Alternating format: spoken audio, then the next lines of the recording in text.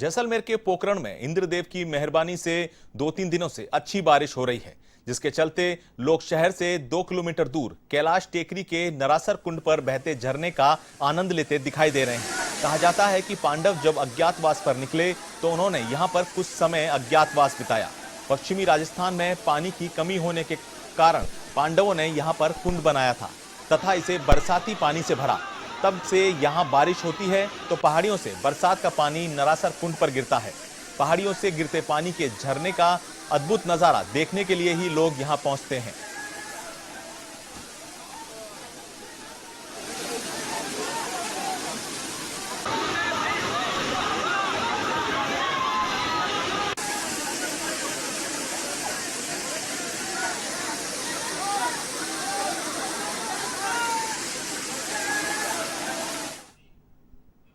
खबर हनुमानगढ़ के नोहर से, जहां फेफाने में हुई तेज बारिश के बाद पानी की निकासी नहीं होने से बाढ़ के हालात बन गए।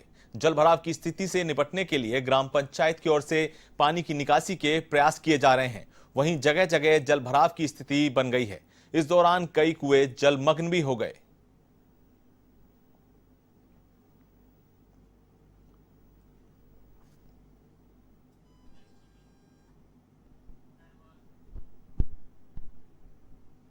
श्रीगंगानगर के गस्सिंगपुरा के गांव 39 बीबी के पास बना रेलवे अंडरपास ग्रामीणों के लिए परेशानी का सबब बन गया है।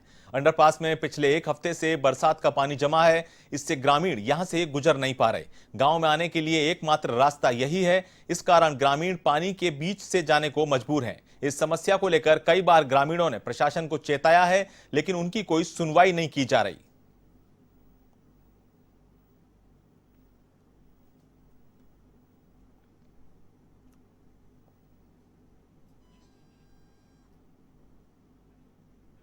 खबर अलवर के मांजरी कलान से, जहां कोरोना के बढ़ते संक्रमण के मद्देनजर गंडाला गांव में कर्फ्यू लगाया गया था, जिसके बाद अब इस कर्फ्यू में ढील देना शुरू किया गया है। अब यहां सुबह 7 बजे से 11 बजे तक बाजारों को खोलने की अनुमति दी गई है। इसके चलते व्यापारियों ने दुकानों को खोलकर साफ सफाई की। हालांकि इस दौरान सोशल डिस्टेंसिंग समेत सभी नियमों का विशेष ध्यान रखा गया।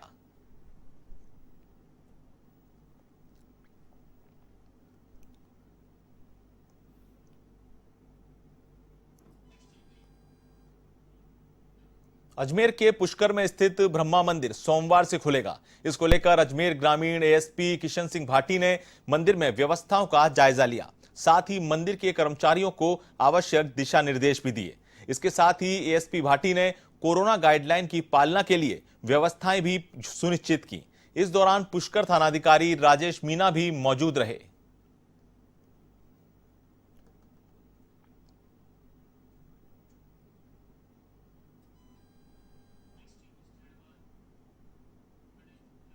बारा के शाहबाद में सोमवार से धार्मिक स्थल खुल जाएंगे। हालांकि कंटेनमेंट जोन में पहले की तरह ही पाबंदियां रहेंगी। इसको लेकर उपखंड अधिकारी अरविंद शर्मा ने बैठक का आयोजन किया, जिसमें गृह विभाग की गाइडलाइन पर चर्चा की गई। साथ ही धार्मिक स्थलों में कोरोना गाइडलाइन की पालना सुनिश्चित करने के निर्देश भी दिए गए। एसडीएम अरविंद शर्मा ने बताया कि कंटेनमेंट जोन में धार्मिक स्थल नहीं खोले जाएंगे। साथ ही सभी धर्मगुरुओं को कोरोना गाइडलाइन की पालना करवाने के निर्देश दिए गए हैं।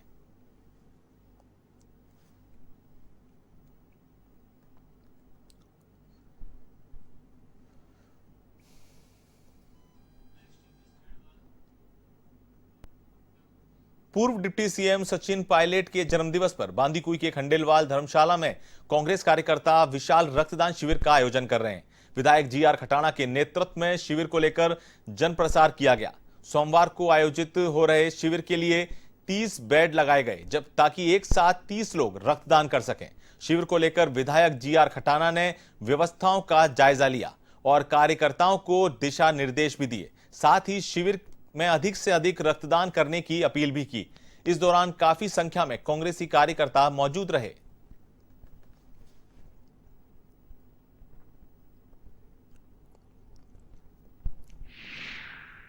कल सचिन पायलट जी का जन्मदिन है, 43वां जन्मदिन है और पूरे राजस्थान में सब जगह उन्होंने खुद ने निर्देशित किया है कि वो जयपुर में एक जगह इकट्ठा नहीं हो, ब्लॉक लेवल पे सब जगह रक्तदान शिविर आयोजित किए जाए और उसी रेफरेंस में बांदीकुई में खंडेलवाल धर्मशाला में हम लोग रक्तदान का शिविर आयोजित कर रहे हैं। और हम लोग सभी से आपसी जो हमारे कांग्रेस के कार्यकर्ता हैं, सामाजिक कार्यकर्ता हैं, दूसरे सामाजिक संगठन हैं, इन सबको हम लोगों ने निवेदन किया है कि ज़्यादा से ज़्यादा संख्या में लोग रक्तदान करें। और इस कोरोना के टाइम में क्योंकि रक्त की और प्लाज्मा की बहुत ज़्यादा ज़रूरत है, इसलिए ये अच्छी पहल है और ये सब लोगों के लिए एक तरह से मेरी समझ में उनकी सबकी आवश्यकता पूर्ति करेगा और ये हम लोग सब जोर शोर से इसमें लगेंगे। नागौर के मेड़ता में मीरा रोटरी क्लब की ओर से रक्तदान शिविर का आयोजन किया गया। महिला मंडल की ओर से आयोजित शिविर में स्थानीय महिला पुरुषों ने बढ़ चढ़कर हिस्सा लिया, बढ़ चढ़कर रक्तदान किया। वहीं रिया बड़ी एसडीएम सुरेश कुमार ने भी इस शिविर में रक्तदान कर लोगों की हौसला अफजाई की। मीरा रोटरी क्लब के ओर से आयोजित शिविर की जोधपुर ब्लड बैंक के चेयरमैन विनोद भाटिया ने भी जमकर प्रशंसा की। इस अवसर पर रोटरी क्लब के अध्यक्ष मंजू सोनी समेत कई लोग मौजूद रहे।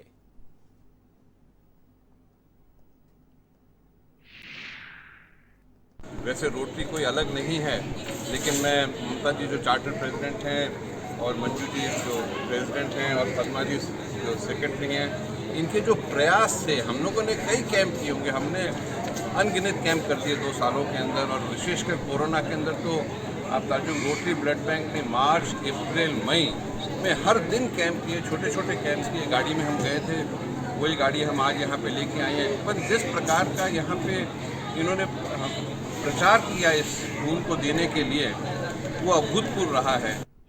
खबर जालौर के आहोर से, जहां बादनवाड़ी गांव में विधायक छगन सिंह राजपुरोहित और सरपंच गुड़िया कंवर ने 2 सीसी रोड का उद्घाटन किया, साथ ही 2 नवीन सीसी सड़क का भूमि पूजन कर शिलान्यास किया।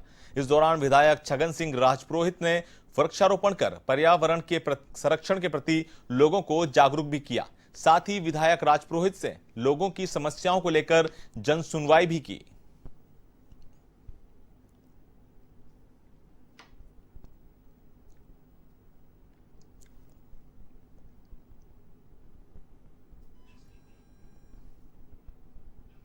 अब खबर अलवर के रामगढ़ से, जहां थानाधिकारी सज्जन कुमार का ट्रांसफर होने पर थाना क्षेत्र के लोगों ने सम्मान के साथ उनको विदाई दी। साथ ही नए थानाधिकारी रामनिवास मीणा को पदभार ग्रहण करवाया और साफा बांधकर उनका स्वागत किया। इस दौरान सतीश पटेल, अधिवक्ता रोहतास सैनी और अलवाड़ा के पूर्व सरपंच कमल चंद सहित कई ग्रामीण मौजूद रहे।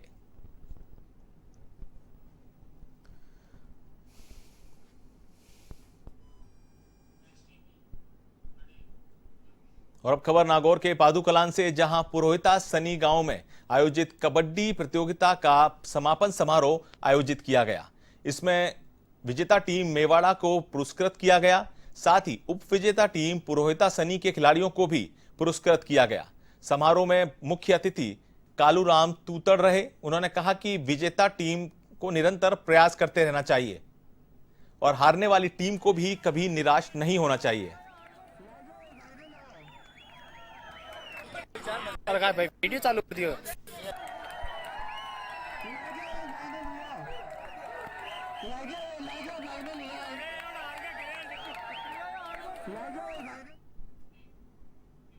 खबर अलवर के भिवाड़ी से, जहां फूलबाग थाना क्षेत्र के नीलम चौक में अनियंत्रित ट्रक ने 3 युवकों को टक्कर मारी। हादसे में युवकों के पैर कुचल दिए गए, जिन्हें गंभीर हालत में निजी अस्पताल में भर्ती करवाया गया, जहां घायलों का इलाज जारी है।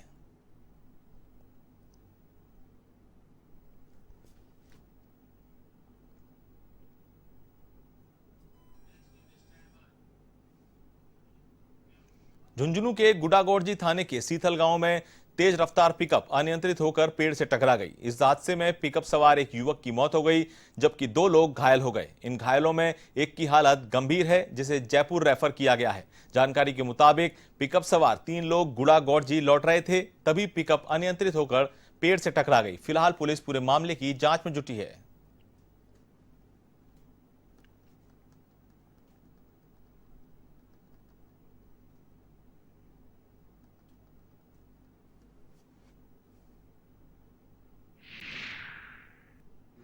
समय करीब 3:30 बजे के आसपास झुंझुनू से गोड्डा की तरफ एक पिकअप जा रही थी, जो एक्सीडेंट हो गया उसका, जिसके अंदर अमित कुमार और संदेव कुमार, अमित कुमार के पिताजी का नाम राम था और जाट जो परशुरामपुरा का था, बैठा था।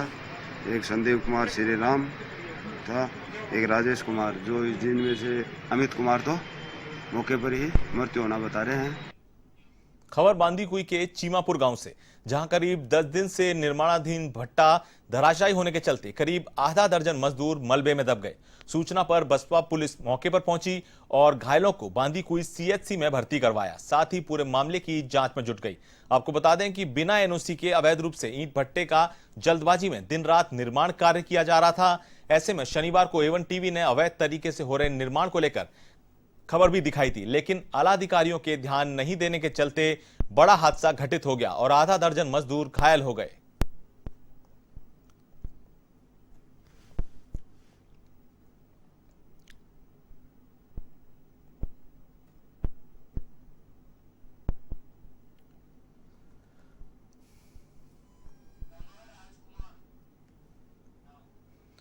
और इस खबर पर ज्यादा जानकारी के लिए बात करते हैं हमारे संवाददाता राजकुमार से।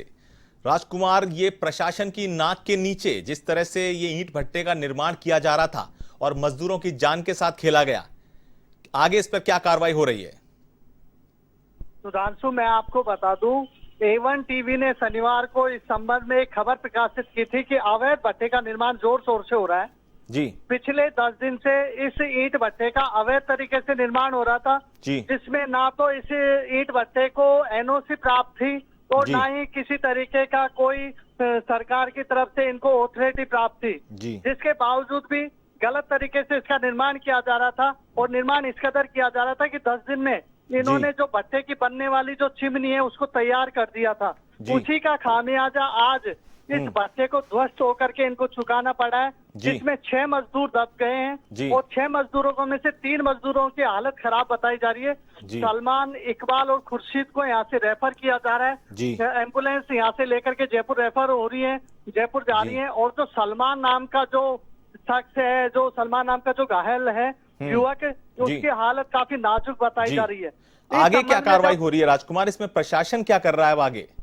इस संबंध में तहसीलदार से मेरी बात हुई थी। तहसीलदार ने सारी बातों को खारिज करते हुए कहा कि हमें इस बारे में नॉलेज नहीं है कि इस क्षेत्र में कोई भट्टे का निर्माण भी किया जा रहा है। तब उनसे तमाम जानकारियों के बारे में जानकारी देते हुए हमने जब उनसे कहा कि इस पे क्या कार्रवाई की जाएगी, तो उन्होंने बताया कि अभी ये मामला पुलिस के पकड़ में, हमारे पास अगर इसके बारे में कुछ जानकारियां आती है तो हम उचित कार्रवाई इसमें करेंगे। जी बिल्कुल, तो मतलब प्रशासन पल्ला झाड़ रहा है। तो ये थे हमारे संवाददाता राजकुमार। तो कुल मिला के एक ईंट भट्टे का निर्माण होता है और उसमें मजदूरों की जान चली जाती है, लेकिन कोई जवाबदेह नहीं, कोई जवाब लेने वाला नहीं और प्रशासन इस पूरे मामले से पल्ला झाड़ता दिखाई दे रहा है। डूंगरपुर में एक किशोरी की कुएं में डूबने से मौत हो गई। घटना वर्धा थाना क्षेत्र के वगेरी का वेला गांव की है, जहां 16 वर्षीय जीजा डामोर खेत पर पशुओं के लिए चारा लेने गई थी। काफी देर तक किशोरी घर नहीं पहुंची तो परिजन खेत पर पहुंचे, जहां कुएं के बाहर किशोरी की चप्पल देखकर पुलिस को सूचना दी गई। मौके पर पहुंची पुलिस ने गोताखोरों की मदद से कुएं से किशोरी का शव निकाला और पोस्टमार्टम के बाद शव परिजनों को सौंप दिया। फिलहाल पुलिस इस मामले की जांच कर रही है।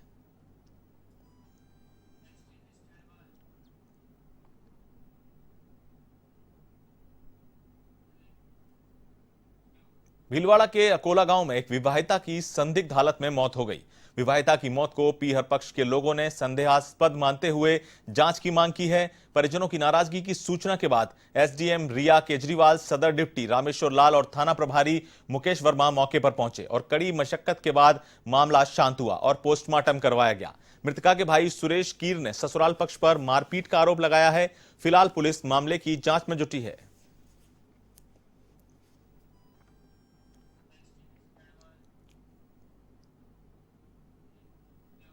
अजमेर के ब्यावर में बेखौफ बदमाशों ने बिच्छू गैंग के सरगना पुखराज उर्फ क्वालिश की ताबड़तोड़ फायरिंग कर हत्या कर दी। घटना के बाद मृतक के गांव में माहौल तनावपूर्ण हो गया। ऐसे में पुलिस प्रशासन ने मौके पर अतिरिक्त जाब्ता तैनात किया है। वहीं पोस्टमार्टम करवाकर शव परिजनों के सुपुर्द कर दिया गया है। आपको बता दें कि मृतक बिच्छू गैंग का मुख्य सरगना था, जिस पर कई आपराधिक मुकदमे दर्ज हैं। सदर थानाधिकारी सुरेंद्र सिंह जोधा ने बताया कि बाइक सवार हमलावरों ने पुखराज पर ताबड़तोड़ फायरिंग कर दी, जिससे उसकी मौके पर ही मौत हो गई। फिलहाल पुलिस ने कुछ संदिग्धों को हिरासत में लिया है। वालिद नाम का व्यक्ति है जो मेरी देवरी का रहने वाला है। नाम तो वैसे पुखराज है, तो वालिद है। तो इनके कोई आपस में विवाद हुआ। विवाद के बाद में कोई दो व्यक्ति पल्सर गाड़ी से आए, उन्होंने अंधाधुंध फायरिंग की, जिससे वो इंजर्ड हो गया। उसको एम्बुलेंस से हॉस्पिटल लाया तो मृत हो गई। खबर नागौर के श्री बालाजी थाना क्षेत्र से, जहां गोरेरा गांव में एक युवक की चाकू से गोद कर हत्या करने का मामला सामने आया। वहीं युवक के साथी पर भी चाकू से कई वार किए गए, जिसे गंभीर हालत में जोधपुर रेफर किया गया। जानकारी के मुताबिक गेरेरा गांव के पास बजरंग लाल भादु और उसका साथी महबूब जा रहे थे, तभी उन पर एक युवक ने अचानक चाकू से हमला कर दिया।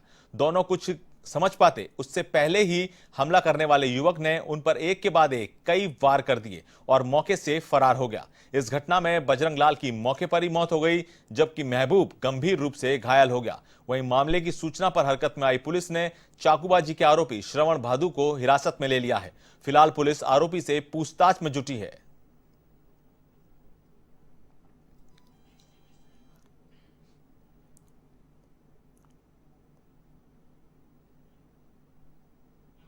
खबर बांदीकुई के एंचडी गांव से, जहां एक परिवार ने घर में घुसकर मारपीट करने का मामला दर्ज करवाया।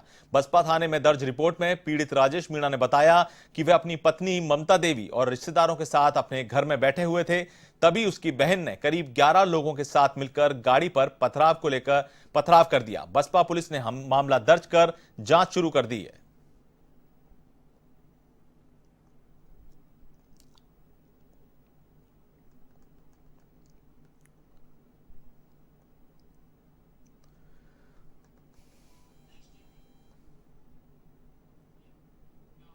अलवर शहर कोतवाली थाना पुलिस ने लाखों रुपए की चोरी करने वाले एक आरोपी को गिरफ्तार किया है।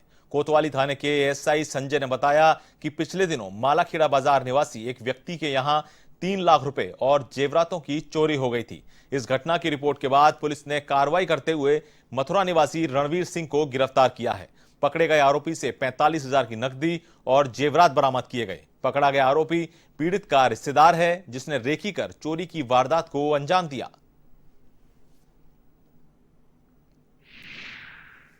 7:20 को कुलदीप है, खपटापाड़ी में रहता है, मालाखेड़ा बाजार में। उसने रिपोर्ट लिखाई थी कि मेरे घर से कोई अज्ञात व्यक्ति 3 लाख रुपए और सोने चांदी के जेवरात, जिसमें सोने की अंगूठी, चांदी की लर, 13-14 आइटम चांदी के थे और 5-4 सोने के थे, कोई अज्ञात व्यक्ति चुरा कर ले गया है। जिस पर हमने कई मोबाइल नंबरों की लोकेशन वगैरह भी ट्रेस की। उस शक के आधार पर भी 2-4 आदमियों को पूछताछ के लिए पकड़ा था। और अब खबर बीकानेर के कोलायत से, जहां कपिल सरोवर के जोहड़ पायतन पर हो रहे कब्जे और अवैध खनन को लेकर ग्रामीणों ने शिकायत की थी। इसके बाद चानी हल्का पटवारी विकास दादीच मौके पर पहुंचे और टेचरी से कोलायत आने वाले पानी के रास्ते की रिकॉर्ड के अनुसार जांच की गई। पटवारी विकास दादीच ने बताया कि कपिल सरोवर के जोहड़ पायतन पर भूमाफियाओं की ओर से कब्जा करने की शिकायत मिली थी। जांच में सामने आया कि खनन का ओवरबर्डन नदी के रास्ते में डाला जा रहा है। इस पर संबंधित व्यक्ति को नदी के रास्ते से बर्डन हटाने के लिए निर्देश दिए गए और नदी का रास्ता खुलवाया गया।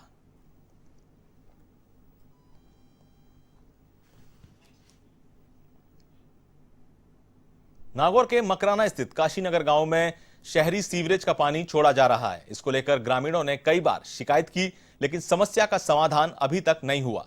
ग्रामीण एसडीएम, नगर परिषद आयुक्त को भी शिकायत कर चुके हैं, लेकिन समस्या जस की तस बनी हुई है। ऐसे में ग्रामीणों ने प्रशासन पर अनदेखी का आरोप लगाया। ग्रामीणों का कहना है कि सीवरेज का पानी खेतों तक आ रहा है, जिससे फसल को नुकसान हो रहा है। ऐसे में ग्रामीणों ने सीएम के नाम पत्र लिखा और खराब फसलों को उचित मुआवजा देने की मांग की।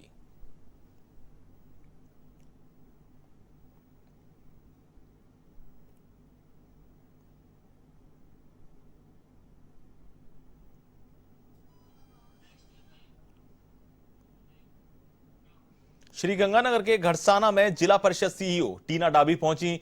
टीना डाबी कार्यभार ग्रहण करने के बाद पहली बार घरसाना पहुंची। यहां उन्होंने पंचायत समिति का निरीक्षण कर अधिकारियों और कर्मचारियों की बैठक ली, जिसमें इलाके के कई मुद्दों पर चर्चा की गई। उन्होंने बताया कि पेंडिंग मामलों का जल्द निपटारा किया जाएगा।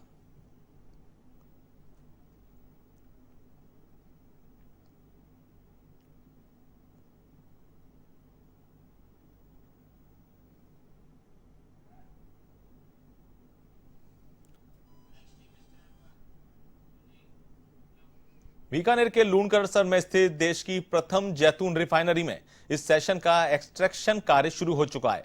इस सीजन के जैतून फल पूरी तरह तैयार हो चुके हैं। किसान राज्य भर से जैतून रिफाइनरी में फसल लेकर पहुंचने लगे हैं। इजराइल से इंपोर्ट किए गए जैतून की फसल की तरफ राजस्थान के किसान काफी आकर्षित नजर आ रहे हैं। शुरुआती दौर में किसानों ने जैतून की खेती का ज्यादा महत्व नहीं दिया। मौजूदा समय में जैतून की खेती किसानों की पहली पसंद बनती जा रही है। रिफाइनरी प्रबंधक सीताराम यादव ने बताया कि सरकार ने इजराइल से जैतून की 7 किस्में इंपोर्ट की, जिनमें से 5 की राजस्थान में बहुत ही शानदार पैदावार हो रही है। वहीं सरकार के 182 हेक्टेयर में जैतून के फार्म लगे हुए हैं। जैतून खेती से जुड़े किसान भी इस नई पहल से काफी खुश हैं।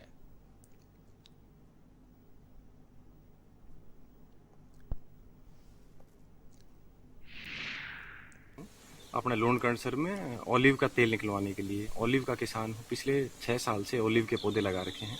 इससे पहले भारतीय सेना में NSG कमांडो था और सेवानिवृत्ति के बाद में पूरा खेती का ही काम कर रहा हूँ। खेती में नए नए इनोवेशन, और आप देख सकते हैं ये यूरोप की खेती है। यूरोप में होती थी, अभी अपने इंडिया में खासतौर पे राजस्थान में बहुत ज़्यादा मात्रा में ऑलिव की खेती हो रही है। कितने ज़्यादा आपको ऑलिव दिखाई दे रहे हैं, बहुत अच्छा किसानों के लिए फ़ायदा है। ऑयल एक्सट्रैक्शन यूनिट जो कि गवर्नमेंट ने यहाँ लगा रखी है, और 182 हेक्टेयर में गवर्नमेंट के फार्म लगे हुए हैं, और उनमें हर फार्म में 7 वैरायटी इजराइल से इंपोर्ट की थी, जिसमें से 4-5 वैरायटी बहुत अच्छी है राजस्थान के लिए। और हमने कल ये एक्सट्रैक्शन इस सेशन के लिए स्टार्ट किया है, तो दूर दूर से किसान जिन्होंने भी बो रखा है वो लेके आ रहे हैं। गांव की दुनिया में फिलहाल